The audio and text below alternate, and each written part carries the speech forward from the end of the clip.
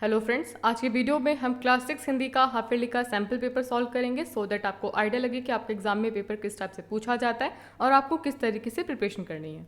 सबसे पहला क्वेश्चन है, निम्नलिखित गद्यांश को पढ़कर सही विकल्प का चयन कीजिए और ये क्वेश्चन आपका 5 मार्क्स का। सबसे पहले गद्यांश को पढ़कर अंडरस्टैंड करते हैं। अनुशासन का पालन करना शिष्टाचार का ही एक अंग है। तो देखिए बच्चों, शिष्टाचार का मतलब क्या होता है? अच्छी तरीके से बिहेव करना, दूसरों की हेल्प करना, तो इसको कहा जाता है शिष्टाचार। तो क्या कहा जा रहा है कि अनुशासन का पालन करना शिष्टाचार का ही एक अंग है।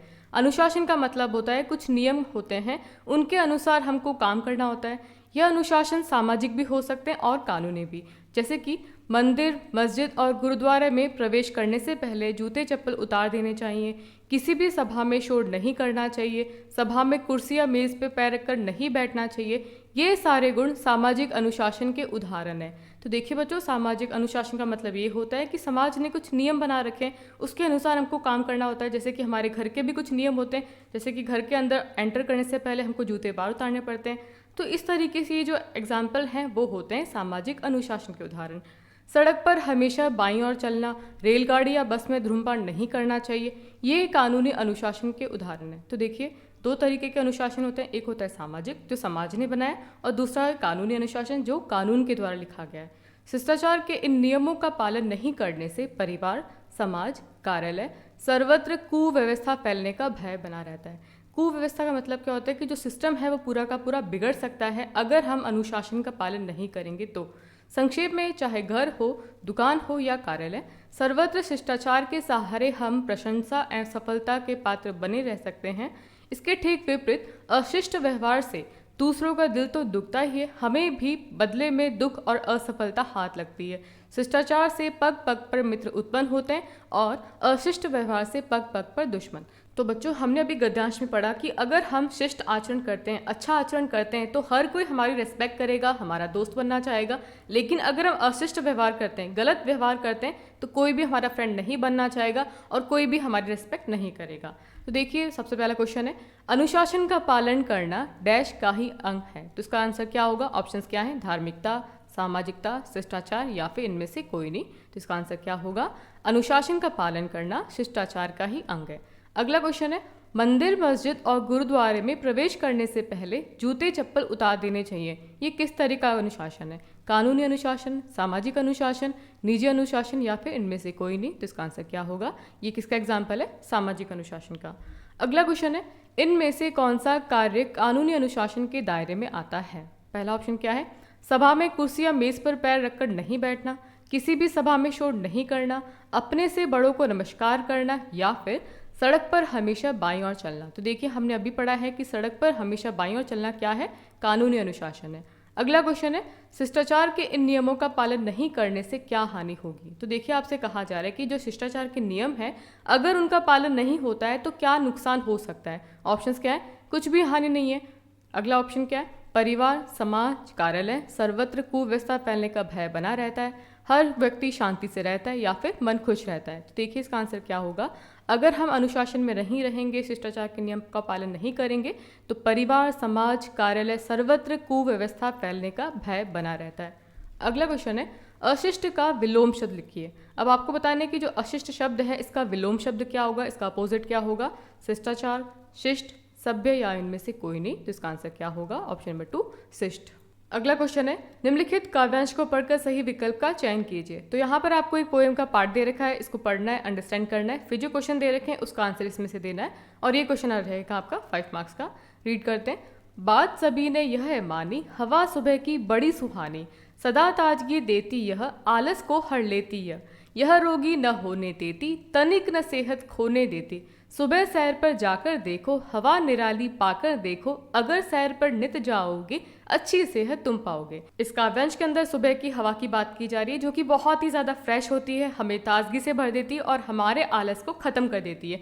इसीलिए सुबह जब हम मॉर्निंग वॉक में जाते हैं, रनिंग करने जाते हैं, तो ये जो सुबह की हवा होती है हमारी बॉडी के लिए बिल्कुल फिट होती है, हमको हेल्दी रखती है। तो देखिए, पहला क्वेश्चन है, इस कविता में किसका गुणगान किया गया है? ऑप्शंस क्या है? सुबह की ताजगी भरी हवा का, सुबह सुबह योगाभ्यास करने का, सुबह सवेरे कसरत करने का या फिर इन सभी का। इसका आंसर क्या होगा? सुबह की ताजगी भरी हवा का गुणगान किया गया है। अगला क्वेश्चन है, सुबह की हवा के बारे में क्या क्या बताया गया? सुबह की हवा ताजगी देती है, यह स्वस्थ रखती है, यह अच्छी सेहत देती है, या फिर उपयुक्त सभी। तो इसका आंसर क्या होगा कि सुबह की हवा से एक तो ताजगी मिलती है, हमारा जो शरीर होता है वो स्वस्थ रहता है और हमको अच्छी सेहत मिलती है। अगला क्वेश्चन है, सुबह सैर पर जाने से क्या लाभ मिलेगा? व्यक्ति धनवान बनेगा, अच्छा स्वास्थ्य मिलेगा, अच्छे दोस्त बनेंगे, या फिर इनमें से कोई नहीं। तो देखिए, सुबह सैर पर जाने से क्या होगा, हमें अच्छा स्वास्थ्य मिलेगा, हमारी जो हेल्थ है वो अच्छी रहेगी। अगला क्वेश्चन है, इस कविता का सबसे उपयुक्त शीर्षक होगा। अब आपको इस कविता को टाइटल देना है, तो क्या टाइटल दोगे? सुबह की हवा, सुबह की सैर, अच्छी सेहत एक वरदान, या फिर आलस से दूर भगाने का मंत्र। तो इसका आंसर क्या होगा? सुबह की हवा। अगला क्वेश्चन है, निम्नलिखित में से कौन सा विकल्प हवा का पर्यायवाची नहीं है? आपको ऑप्शंस दे रखे हैं, आपसे पूछा जा रहा है कि इनमें से हवा का पर्यायवाची शब्द कौन सा नहीं है। ऑप्शंस क्या है? समीर, पवन, वायु और सरिता। तो देखिए बच्चों, समीर, पवन, वायु ये तीनों तो क्या है? हवा के पर्यायवाची हैं, लेकिन जो सरिता है वो नदी का पर्यायवाची होता है। तो इसका आंसर क्या होगा? ऑप्शन 4, सरिता हवा का पर्यायवाची शब्द नहीं है। अगला क्वेश्चन है, पाठ्य पुस्तक से दिए गए निम्नलिखित गद्यांश को पढ़कर प्रश्नों के उत्तर दीजिए, और ये है आपका 5 मार्क्स का। अभी तक हमने जो पढ़ा था वो अपठित गद्यांश थे, लेकिन ये अब आपके टेक्स्ट बुक में से पैसेज को लिया गया है, इसको पढ़ना है, फिर क्वेश्चन के आंसर देने। अब राजप्पा को कोई नहीं पूछता, आजकल सबके सब नागराजन को घेरे रहते, नागराजन घमंडी हो गया, राजप्पा सारे लड़कों में कहता फिरता, पर लड़के भला कहाँ उसकी बातों पर ध्यान देते। नागराजन के मामा जी ने सिंगापुर से एक एल्बम भिजवाया था, वह लड़कों को दिखाया करता। सुबह पहली घंटी के बजने तक सभी लड़के नागराजन को घेर कर एल्बम देखा करते। आधी छुट्टी के वक्त भी उसके आसपास लड़कों का जमघट लगा रहता। कई लोग टोलियों में उसके घर तक हो गए। नागराजन शांतिपूर्वक सभी को अपना एल्बम दिखाता। तो आपने ये पैसेज को पढ़ा, अब क्वेश्चंस के आंसर देने। पहला क्वेश्चन है, उपयुक्त गद्यांश किस पाठ से लिया गया है? तो उसका उत्तर होगा उपयुक्त गद्यांश टिकट एल्बम पाठ से लिया गया है। अगला क्वेश्चन है, राजप्पा को अब कोई क्यों नहीं पूछता था? इसका उत्तर होगा नागराजन के मामा जी ने सिंगापुर से एक एल्बम भेजा था, उसी कारण सब नागराजन को घेरे रहते थे और राजप्पा को कोई नहीं पूछता था। अगला क्वेश्चन है, राजप्पा लड़कों से क्या कहता था और क्यों? इसका उत्तर होगा राजप्पा लड़कों से कहता था कि नागराजन घमंडी हो गया, क्योंकि अब राजप्पा उसे ईर्ष्या करने लगा था। तो देखिए, पहले तो राजप्पा बड़ा फेमस था, हर कोई उसके आसपास घूमता रहता था, लेकिन जब से नागराजन के मामा जी ने उसको एल्बम भेजा है, हर कोई नागराजन को घेर के रखता था। इस वजह से राजप्पा को नागराजन से जेलसी होने लगी थी, इसीलिए वो सबको कहता था कि नागराजन घमंडी हो गया है। अगला क्वेश्चन है, नागराजन के पास लड़कों का जमघट क्यों लगा रहता था? इसका उत्तर होगा नागराजन के पास अच्छा एल्बम था, सभी लड़के उसे देखना चाहते थे, इसीलिए उसके आसपास लड़कों का जमघट लगा रहता था। अगला क्वेश्चन है, जमघट का अर्थ लिखिए। तो इसका उत्तर होगा जमघट का मतलब होता है भीड़। अगला क्वेश्चन है, पाठ्य पुस्तक से दी गई काव्य पंक्तियों को पढ़कर सही विकल्प का चयन कीजिए। अभी आपके पाठ्य पुस्तक में से एक पंक्तियां दे रखी है, इनको पढ़ना है, फिर क्वेश्चन के आंसर देने। ये आपका 5 मार्क्स का है।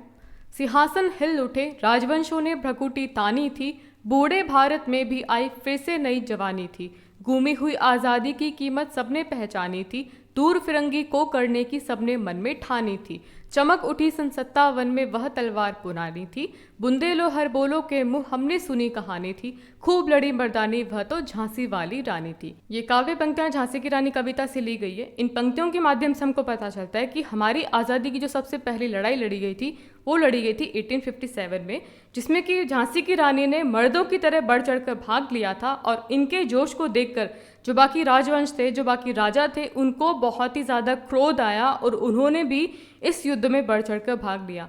जो बूढ़ा भारत था, मतलब कि जो उदास भारत था, गुलामी की वजह से जो भारत में उदासी छा गई थी, अब उसमें झांसी की रानी के जोश को देखकर पूरे भारत में एक जवानी सी आ गई थी, और सबने अपनी आज़ादी की कीमत को पहचान लिया था कि कितनी आज़ादी हमारे लिए इम्पॉर्टेंट है, और सबने डिसाइड कर लिया कि अब हम फिरंगियों को दूर हटाएंगे, हमारे भारत से निकाल के रहेंगे। तो ये कविता का सार था। अब आपसे क्वेश्चन पूछे जा रहे हैं। पहला क्वेश्चन है, झांसी की रानी कविता किसने लिखी है? तो आपके सामने ऑप्शंस हैं, लक्ष्मीबाई, सुभद्रा कुमारी चौहान, सुमित्रानंदन पंत या फिर केदारनाथ अग्रवाल। तो इसका आंसर होगा सुभद्रा कुमारी चौहान। अगला क्वेश्चन है, इस काव्यांश में किस समय की दशा का वर्णन है? अब आपसे पूछा जा रहा है, ये जो काव्यांश लिखा गया है उस समय भारत की क्या स्थिति थी? भारत की स्वतंत्रता की बात की जा रही है, या फिर भारत में अंग्रेजी शासन की, भारत में मुगल शासन की, या फिर इनमें से कोई नहीं? इसका उत्तर होगा भारत में अंग्रेजी शासन की। अगला क्वेश्चन है, राजवंशों की भ्रकुटी तानने से कवयित्री का तात्पर्य क्या है? भ्रकुटी तानने का मतलब क्या है यहाँ पे? तिरछी नज़रों से देखना, क्रोध भरी नज़रों से देखना, एक आंख से देखना, या फिर युद्ध के लिए तैयार होना? इसका उत्तर होगा क्रोध भरी नजरों से देखना। अगला क्वेश्चन है, सबने अपने मन, यहाँ पे मान नहीं होगा, यहाँ पे होगा मन। सबने अपने मन में क्या ठान लिया था? ऑप्शंस हैं, अंग्रेजों का शासन में साथ देना, विदेशी शासकों के सहयोग से अंग्रेजों को परास्त करना है, परास्त करने का मतलब होता है हराना, संतोषपूर्वक जीवन जीना, या फिर अंग्रेजों को भारत से भगाना है। तो देखिए सबने अपने मन में ठान लिया था कि वो अंग्रेजों को भारत से भगाएंगे। अगला क्वेश्चन है, लोगों को किसकी कीमत का पता चल गया था? अब आपको बताना है कि लोगों को क्या पता चल गया था, किसकी कीमत का पता चल गया था?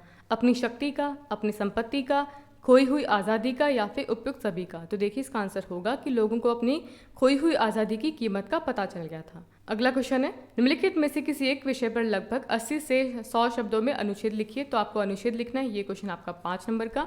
2 टॉपिक दे रखे हैं, दोनों में से किसी एक टॉपिक पे बात करनी है, लेकिन हम यहाँ पे दोनों को डिस्कस करेंगे। सबसे पहले हम बात करते हैं मेरा पसंदीदा त्यौहार होली।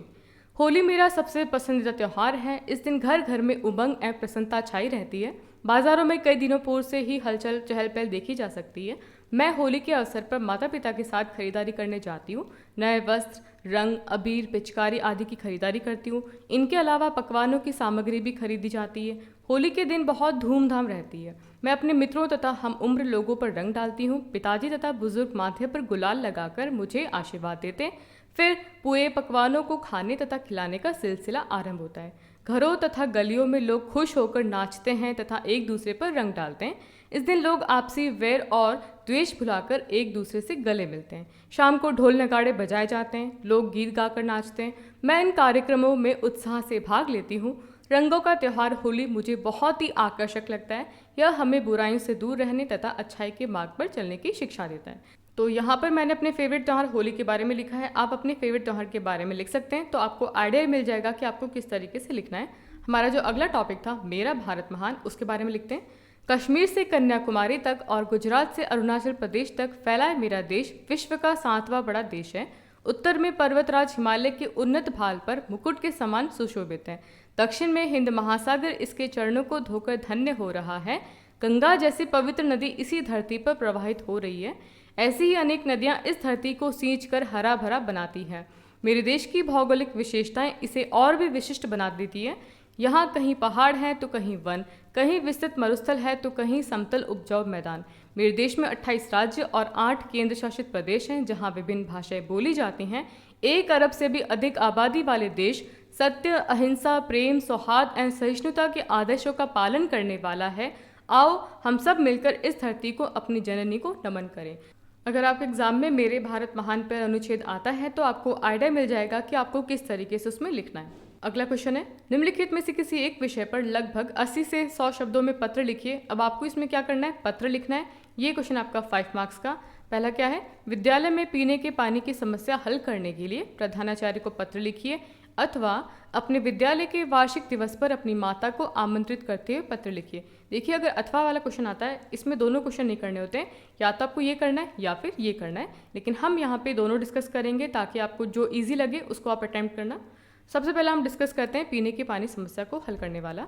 हमको कैसे लिखना है, सेवा में श्रीमान प्रधानाचार्य जी, आपको स्कूल का नाम लिखना है, स्थान लिखना है और फिर आपको डेट लिखनी है। उसके बाद में आपको यहाँ पे विषय लिखना होता है, विद्यालय में पीने के पानी की समस्या के हल करने के लिए पत्र। उसके बाद में हम क्या लिखेंगे, महोदय सविनय निवेदन है कि मैं आपके विद्यालय में कक्षा 6ठी बी में पढ़ती हूँ। मैं आपका ध्यान हमारे विद्यालय में पीने के पानी की समस्या की ओर दिलाना चाहती हूँ। विद्यालय में एक वाटर कूलर है जो कई दिनों से खराब पड़ा है। मैं और मेरी तरह अन्य विद्यार्थी सुबह अपने साथ पानी की बोतल लेकर आते हैं। जब वह बोतल समाप्त हो जाती है तो उसके बाद बहुत परेशानी होती है। इतनी गर्मी में बिना पानी के बहुत तकलीफ होती है। अतः आपसे प्रार्थना है कि इस समस्या पर आप अवश्य ध्यान देंगे।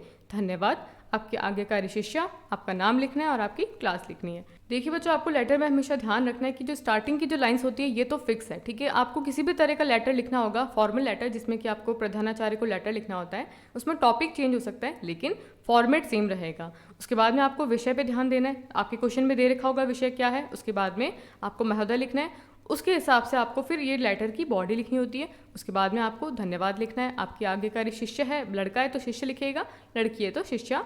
उसके बाद में नाम और कक्षा।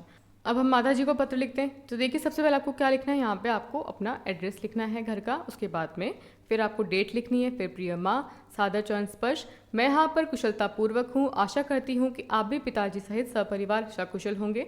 मैं यह पत्र अपने विद्यालय के वार्षिक समारोह में आमंत्रित करने के लिए लिख रही हूँ, जो 15 सितंबर 2023 को होगा। यहाँ पे कुछ और डेट भी हो सकती है। प्रत्येक अभिभावक को निमंत्रण पत्र के साथ आमंत्रित किया जाता है। मुझे आशा है कि आपको भी निमंत्रण पत्र मिल गया होगा। मैं उस स्थल पर आपका इंतजार करूंगी जो निमंत्रण पत्र पर छपा है। पिताजी को मेरा प्रणाम कहना और शानू को बहुत प्यार। आपकी आज्ञाकारी पुत्री और आपका नाम। तो ये है आपका अनौपचारिक पत्र का फॉर्मेट। सबसे पहले आपको एड्रेस, फिर डेट, फिर आपको किसको लिखना है उनका नाम लिखना है, उसके बाद में आपकी पूरी बॉडी आ जाएगी लेटर की, उसके बाद में आपकी आज्ञाकारी पुत्र या पुत्री, फिर आपका नाम। ठीक है, अगला क्वेश्चन करते हैं। निम्नलिखित प्रश्नों में से किन्हीं 5 प्रश्नों के उत्तर दीजिए और आपका ये क्वेश्चन रहेगा 10 मार्क्स का। आपको टोटल 6 क्वेश्चन दे रखे हैं, हम 6 क्वेश्चन को डिस्कस करेंगे, लेकिन आपको कोई 5 अटेंड करने। सबसे पहला क्वेश्चन है, माँ मोहन के ऐसे ऐसे कहने पर क्यों घबरा रही थी?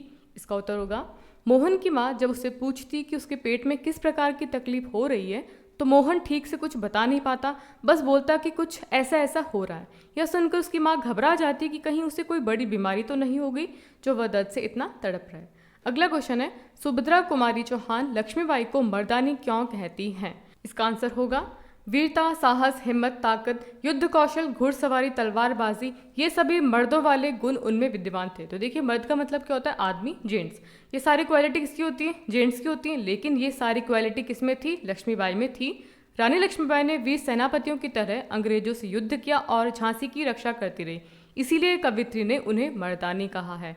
अगला क्वेश्चन है, सागर ने रास्ता छोड़ा, पर्वत ने शीश झुकाया, साहिर ने ऐसा क्यों कहा है? लिखो। तो इसका उत्तर होगा, साहिर ने ऐसा इसलिए कहा क्योंकि एक साथ मिलकर काम करने से बड़ी बाधाओं में भी रास्ता निकल आता है, यानी काम आसान हो जाता है। साहसी व्यक्ति सभी बाधाओं पर आसानी से विजय पा लेता है क्योंकि एकता और संगठन में शक्ति होती है, जिसके बल पर वह पर्वत और सागर को भी पार कर लेता है। इसका मतलब ये हुआ कि जब हम एक साथ मिलकर काम करते हैं तो कोई से बड़ी प्रॉब्लम, उसका समाधान हम आसानी से निकाल सकते हैं।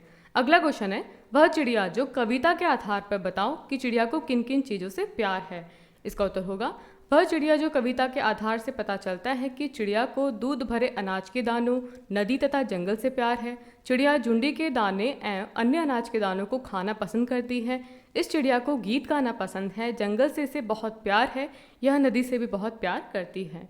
अगला क्वेश्चन है, लेखिका बचपन में इतवार की सुबह क्या क्या काम करती थी? इतवार का मतलब होता है संडे को, तो संडे को क्या काम करती थी? इसका उत्तर होगा, बचपन में इतवार की सुबह लेखिका अपने मोजे धोती थी, फिर जूतों पर पॉलिश करके उसे कपड़े या ब्रश से रगड़ कर चमकाती थी।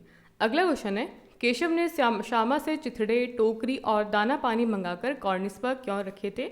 इसका उत्तर होगा, केशव ने श्यामा से चिथड़े, टोकरी और दाना पानी मंगाकर कॉर्निस पर इसलिए रखे थे जिससे चिड़िया और उसके अंडे सुरक्षित रहें और उनकी सुख सुविधाओं के लिए, जैसे धूप से बचाव के लिए टोकरी, अंडों के नीचे गद्दी बनाने के लिए चिथड़े और खाने के लिए दाना पानी की व्यवस्था करी। तो बच्चों, केशव ने श्यामा से ये सारी चीज़ें इसलिए मंगाई ताकि चिड़िया और उसके अंडों को किसी तरह की कोई प्रॉब्लम ना हो। अगला क्वेश्चन है, निम्नलिखित प्रश्नों में से किन्हीं 3 प्रश्नों के उत्तर दीजिए। ये क्वेश्चन रहेगा आपका 6 मार्क्स का। एक क्वेश्चन 2 नंबर का है। आपको 4 क्वेश्चन दे रखे हैं, लेकिन आपको कोई 3 करने, लेकिन हम यहाँ पे 4 सॉल्व करेंगे। पहला क्वेश्चन है, राजा जनक ने सीता के विवाह के संबंध में क्या प्रतिज्ञा की थी? इसका उत्तर होगा, राजा जनक ने सीता के विवाह के संबंध में प्रतिज्ञा की थी कि जो शिव धनुष उठाकर उस पर प्रत्यंचा चढ़ा देगा उसी के साथ सीता का विवाह होगा। तो देखिए बच्चों, जब मैंने आपको चैप्टर को पढ़ाया था तो मैं आपको बताया था कि प्रत्यंचा का मतलब क्या होता है। जो धनुष के ऊपर जो डोर होती है, जिसके ऊपर तीर को रख के चलाया जाता है, उसको कहा जाता है प्रत्यंचा। तो राजा जनक ने क्या प्रतिज्ञा ली थी कि जो भी इस शिव धनुष के ऊपर प्रत्यंचा चढ़ा देगा उसी के साथ सीता का विवाह होगा। अगला क्वेश्चन है, राजा दशरथ को पुत्रेष्टि यज्ञ की सलाह किसने दी थी और यह यज्ञ किसकी देखरेख में संपन्न हुआ? तो इसका उत्तर होगा, राजा दशरथ को पुत्रेष्टि यज्ञ की सलाह महर्षि वशिष्ठ ने दी थी और श्रृंगी ऋषि की देखरेख में यह यज्ञ संपन्न हुआ। अगला क्वेश्चन है, राजा दशरथ राम का राज्याभिषेक क्यों करना चाहते थे? तो देखिए बच्चों, राज्याभिषेक का मतलब क्या होता है? राजा बनाने के लिए जो फंक्शन होता है उसको कहा जाता है राज्याभिषेक। तो इसका उत्तर होगा, राजा दशरथ बूढ़े हो चले थे, उन्होंने राम को साम्राज्य के कामकाज में शामिल करना शुरू कर दिया था। राम इस जिम्मेदारी को अच्छी तरह निभा रहे थे, प्रजा भी उन्हें चाहती थी, इसीलिए राजा दशरथ राम का राज्याभिषेक करना चाहते थे। अगला क्वेश्चन है, किसी के कुछ न बोलने पर राम के पूछने पर कैकेयी ने राम से क्या कहा? इसका उत्तर होगा, कैकेयी ने राम से कहा कि महाराज दशरथ ने मुझे एक बार 2 वरदान दिए थे, मैंने कल रात वही दोनों वरदान मांगे जिनसे वे पीछे हट रहे हैं। तो देखिए बच्चों, रघुकुल रीति थी कि वो किसी को अगर वरदान देते थे तो वापस पीछे नहीं हट सकते। जो उन्होंने वरदान दे दिया वो उनको पूरा करना पड़ेगा। तो केके ने क्या वरदान मांगे थे? उन्होंने कहा था कि मैं चाहती हूँ कि राज्याभिषेक भरत का हो और तुम 14 वर्ष वन में रहो। तो ये जो आपके 4 क्वेश्चन थे वो थे बाल राम कथा से। हमारा अगला क्वेश्चन है, निम्नलिखित व्याकरण के प्रश्नों के उत्तर लिखिए। अब आपका ग्रामर सेक्शन है, ये आपका 14 मार्क्स का है। एक क्वेश्चन आपका 2 नंबर का है। निम्नलिखित शब्दों के बहुवचन लिखिए। अब आपको बहुवचन लिखना है। कुर्सी का बहुवचन क्या होगा? कुर्सियाँ। पुस्तक का क्या होगा? पुस्तकें। अगला क्वेश्चन है, निम्नलिखित शब्दों के पुल्लिंग लिखिए। अब आपको इनका पुल्लिंग लिखना है। बालिका का पुल्लिंग क्या होगा? बालक। मालिन का क्या होगा? माली। अगला क्वेश्चन है, निम्नलिखित शब्दों के विलोम शब्द लिखने हैं। अब आपको यहाँ पे विलोम शब्द लिखने, तो विद्वान का क्या होगा? मूर्ख। दंड का क्या होगा? पुरस्कार। अगला क्वेश्चन है, निम्नलिखित शब्दों के 2 पर्यायवाची शब्द लिखिए। आकाश का पर्यायवाची क्या होगा? नभ, गगन। पुष्प का क्या होगा? कुसुम एंड सुमन। अगला क्वेश्चन है, निम्नलिखित मुहावरों का अर्थ बताकर वाक्य में प्रयोग कीजिए। आपको मुहावरे दे रखे हैं, आपको इनका अर्थ बताना है और इनका वाक्य में प्रयोग करना है। पहला क्या है? घुटने टेकना। घुटने टेकने का मतलब होता है हार मान लेना। इसका वाक्य में प्रयोग करते हैं, महात्मा गांधी के सत्याग्रह के सामने अंततः अंग्रेजों को घुटने टेकने पड़े और भारत स्वतंत्र हुआ। अगला है हमारा आसमान सर पर उठाना। इसका मतलब होता है बहुत शोर करना। इसका वाक्य में प्रयोग करते हैं, अध्यापक के कक्षा से चले जाने पर बच्चों ने आसमान सिर पर उठा लिया। अगला क्वेश्चन है, दिए गए वाक्यों में से विशेषण शब्द छांट कर लिखिए। देखिए बच्चों, आपको पता है कि विशेषण का मतलब क्या होता है? विशेषण शब्द उन शब्दों को कहा जाता है जो किसी चीज की विशेषता को बताते हैं। जैसे कि आपके सामने वाक्य है, मुझे ठंडा पानी चाहिए। अब आप मुझे बताइए कि इनमें से विशेषण क्या है? तो देखिए, विशेषण है इसमें ठंडा, क्योंकि ये पानी की विशेषता को बता रहा है कि पानी कैसा है? ठंडा पानी है। अगला वाक्य है, तितली पीले फूल पर बैठी है। अब आप मुझे बताइए कि इसमें विशेषण क्या होगा? तो इसमें विशेषण होगा पीले, क्योंकि यहाँ पर फूल की विशेषता बताई जा रही है। फूल किस रंग का है? पीले रंग का। तो ये क्या है? फूल की विशेषता है कि वो पीले रंग का है, तो इसमें विशेषण क्या हो गया? पीला। अगला क्वेश्चन है, दिए गए वाक्यांश के लिए एक शब्द लिखिए। अब ये वाक्यांश है, आपको इसके लिए एक शब्द लिखना है। जैसे कि सदा सत्य बोलने वाले को क्या कहा जाता है? सत्यवादी। ईश्वर में विश्वास रखने वाला कौन होता है? आस्तिक। तो देखिए बच्चों, आज की वीडियो में हमने हिंदी के हाफ ईयरली सैम्पल पेपर को सॉल्व किया। आई होप ये वीडियो आपके लिए बहुत ज़्यादा इंपॉर्टेंट होगा और आप अच्छे से प्रिपेयर कर पाएंगे। वीडियो अच्छा लगा तो वीडियो को लाइक करें, दोस्तों के साथ शेयर करें। चैनल पर नए हैं तो चैनल को सब्सक्राइब करना है। Thanks for watching.